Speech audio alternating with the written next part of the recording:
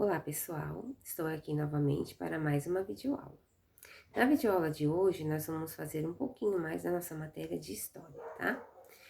Só que vamos iniciar fazendo a correção da nossa aula anterior. Então vocês vão abrir a apostila de vocês, tá? Na matéria de história, na página 9, ó, essa página aqui, tá?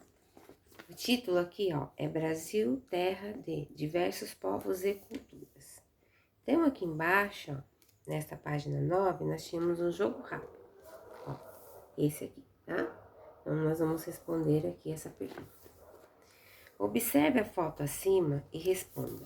Existiram ao longo do tempo trocas culturais entre os povos indígenas e os descendentes de europeus? Justifique sua resposta com elementos da foto. Então, a resposta é a seguinte, ó. Sim, a troca cultural é representada pelo contato do indígena com a câmera fotográfica, assim como o contato de José Medeiros com a cultura do indígena. Esta é a resposta do jogo rápido. Embaixo nós temos assim, é verdade? A incorporação de alguns costumes europeus pelos povos indígenas fez com que eles deixassem de ser indígenas com o tempo? Então, a resposta aqui é não, não é verdade.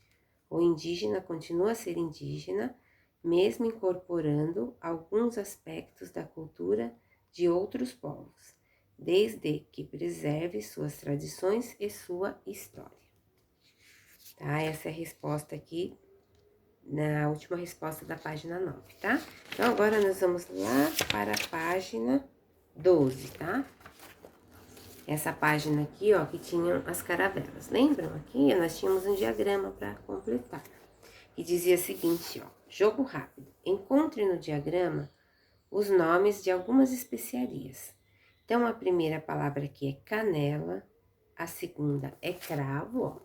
Aqui é canela, a segunda cravo, a terceira é gengibre, essa aqui, a quarta é açafrão e a última cânfora, tá? Essa é a resposta. Agora, pessoal, nós terminamos a correção e nós vamos para a nossa matéria de hoje, na página 13, tá? Ó, aqui diz assim, ó, mares desconhecidos. Então, eu provo ali para vocês.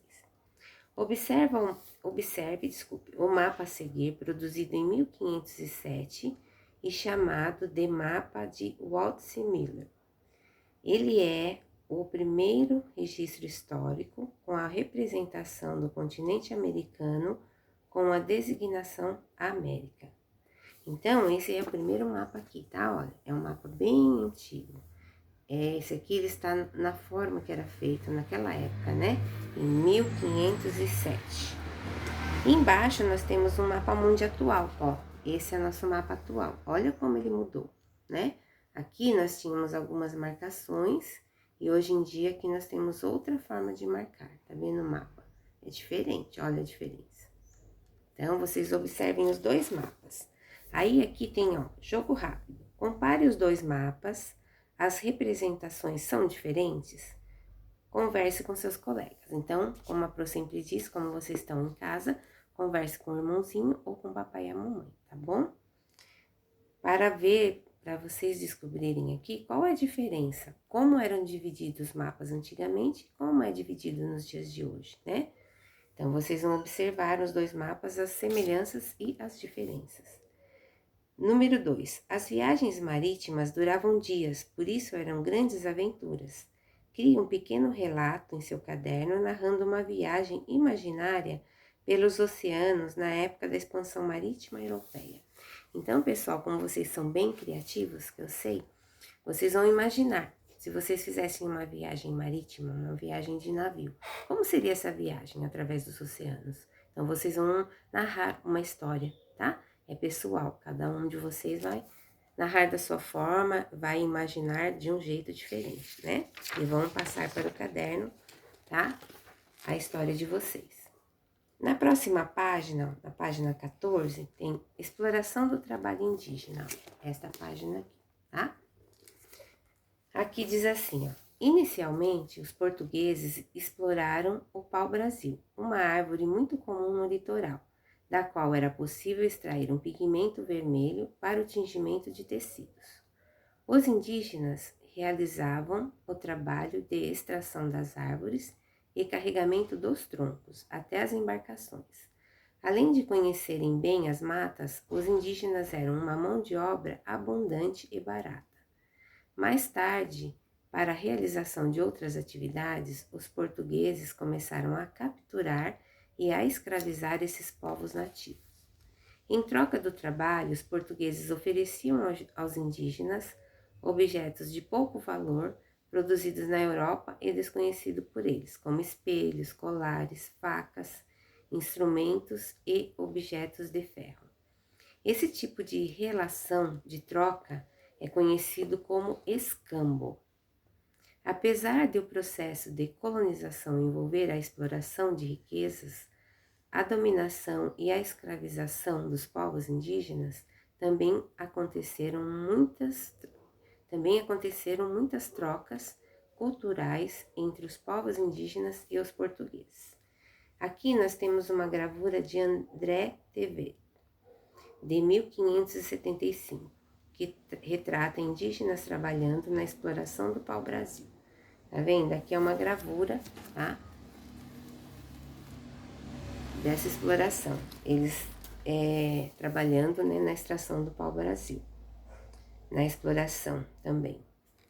Jogo rápido. Quais eram as vantagens da mão de obra indígena para os portugueses? Assinale V para verdadeiro e F para falso. Então, aqui, ó, nós temos uns quadrinhos, tá vendo? Vocês vão ler a frase aqui e vão ver se ela é verdadeira ou falsa. Vão lá no texto e vão ver, tá? E vão colocar aqui V para verdadeiro e F para falso. Igual ou diferente? Os limites do território da colônia são os mesmos aos do Brasil atual? Então, vocês vão lá e vão olhar no mapa, tá? Para responder essa pergunta aqui, tá, pessoal? Agora aqui, ó, na página 15, nós temos outro desafio. Nós temos capitanias hereditárias, 1534 a 1549. Este aqui, ó, estão vendo? Este é um mapa antigo. Mapa histórico produzido em 1574, pelo cartógrafo Luiz Teixeira. Ele mostra as capitanias hereditárias, sistema administrativo implantado pela coroa portuguesa, em 1534. E desse lado aqui nós temos o Brasil político de hoje, tá? Esse é o mapa que nós conhecemos, que é o mapa atual, né? Com as divisões territoriais, né? Dos estados que nós temos no nosso país. Aqui é o mapa do nosso país e a divisão dos estados que nós temos, tá? Aqui, ó, é o mesmo mapa, só que é um mapa antigo. Então, as divisões aqui e aqui são diferentes, vocês vão observar. A Pro vai colocar lá no portal para vocês esse mapa e esse aqui, para vocês poderem imprimir em tamanho maior, para vocês poderem observar melhor, tá? Como era dividido aqui esse mapa antigo e como é dividido hoje em dia, né? Então, nessa época, tinha muitos lugares que ainda não existiam, né? E hoje existem, então tem mais divisões aqui. Então, vocês vão observar os dois para poder responder aqui embaixo, tá? Aqui, ó, pergunta assim, ó. Observe o mapa de 1574 e compare com o mapa político atual do Brasil. Quais partes do atual território não estavam representadas no período colonial? Então, vocês podem ver aqui, ó. Quais são as partes que hoje tem aqui e que antigamente não existia, né? Não tinha nessa divisão aqui.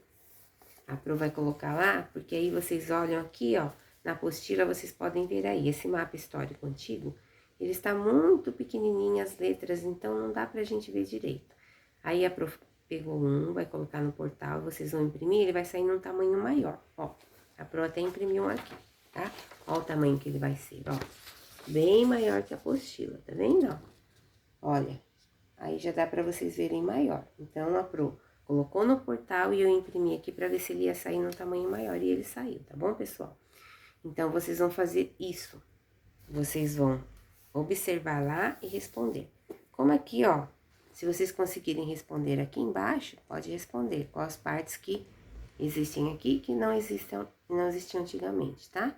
Se não der, vocês colocam no caderno de história com cabeçalho, data de hoje, tá?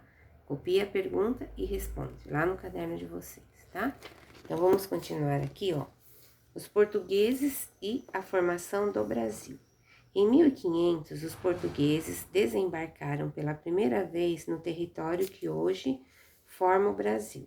Quando avistaram o Monte Pascoal, na chamada Costa do Descobrimento, localizada no estado da Bahia, nas proximidades das cidades de Porto Seguro e Santa Cruz Cabrália.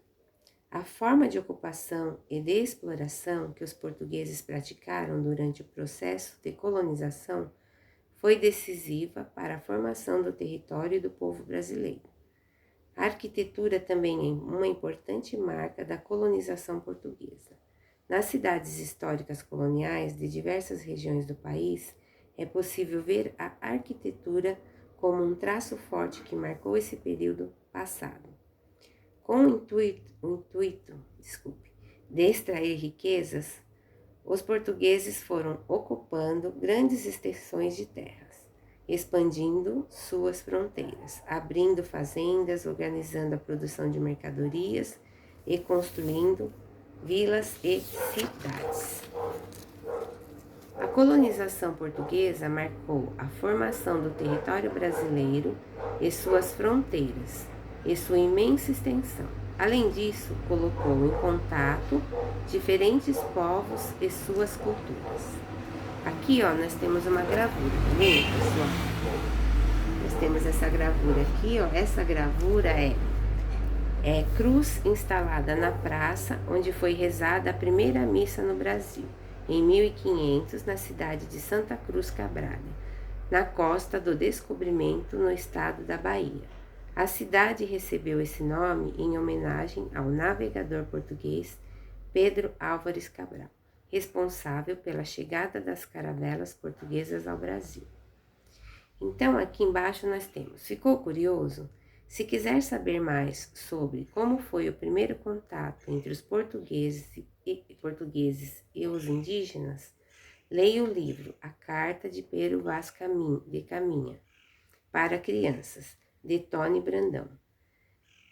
Nessa carta, datada de 1500, Pero Vaz conta quais foram as primeiras coisas que os portugueses fizeram ao desembarcar no Brasil e como foi o primeiro contato com os indígenas que habitavam nossa terra. Então, pessoal, quem puder ler esse livro é muito interessante. Vocês vão aprender muitas coisas sobre o que aconteceu naquela época, tá? Então, ó, o nome do livro é A Carta de Pero Vaz de Caminha para crianças, tá? Quem puder, tiver acesso a esse livro, vai ser muito bom para vocês. Desafio. O que você sabe sobre a chegada dos portugueses ao Brasil e sobre o início da colonização? Converse com seus colegas a respeito. Então, como a Pro falou, como vocês não estão na escola, vocês conversam com o papai, com a mamãe ou com o irmãozinho mais velho que tiver em casa, tá? Em 1532, o rei português decidiu enviar outros portugueses para povoar o território brasileiro. Ao chegarem aqui, eles construíram a primeira Vila São Vicente, localizada no litoral do estado de São Paulo. Nessa vila, os portugueses deram início à organização da atividade econômica mais importante desse período, a plantação de cana e a produção de açúcar. Agora nós vamos aqui para a página 17. A atividade açucareira logo se tornou bastante lucrativa e se espalhou pela faixa litorânea, em torno das propriedades onde se produzia o açúcar. Foram se formando outras vilas e cidades. A primeira cidade fundada no Brasil foi Salvador, em 1549, no atual estado da Bahia.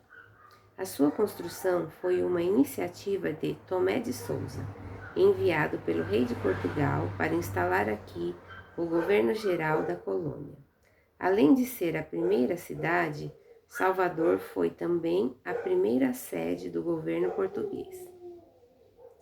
O mapa a seguir mostra as vilas e as cidades que existiam a partir da instalação do governo geral em 1549.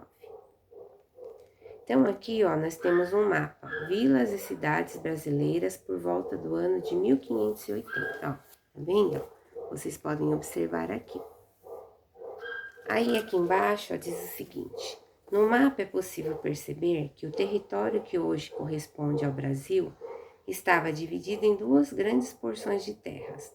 Do lado direito da linha do Tratado de Tordesilhas ficavam os domínios portugueses, e do lado esquerdo da linha, os domínios espanhóis.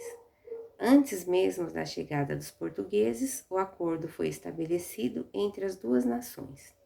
O Tratado de Tordesilhas de 1494 fixava uma linha imaginária para a posse das terras já descobertas e das terras que ainda seriam conhecidas por esses dois povos.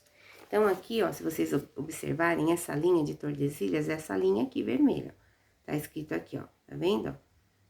Nessa linha aqui, ó, linha do Tratado de Tordesilhas. Então, elas dividiam a parte que eram dos portugueses e a parte que pertenciam aos espanhóis, né? Aqui embaixo, nós temos mais um desafio. Faça novamente uma comparação entre o mapa reproduzido nesta página e o mapa histórico feito por Luiz Teixeira em 1574. Procure observar uma semelhança e uma diferença entre eles. Número 2.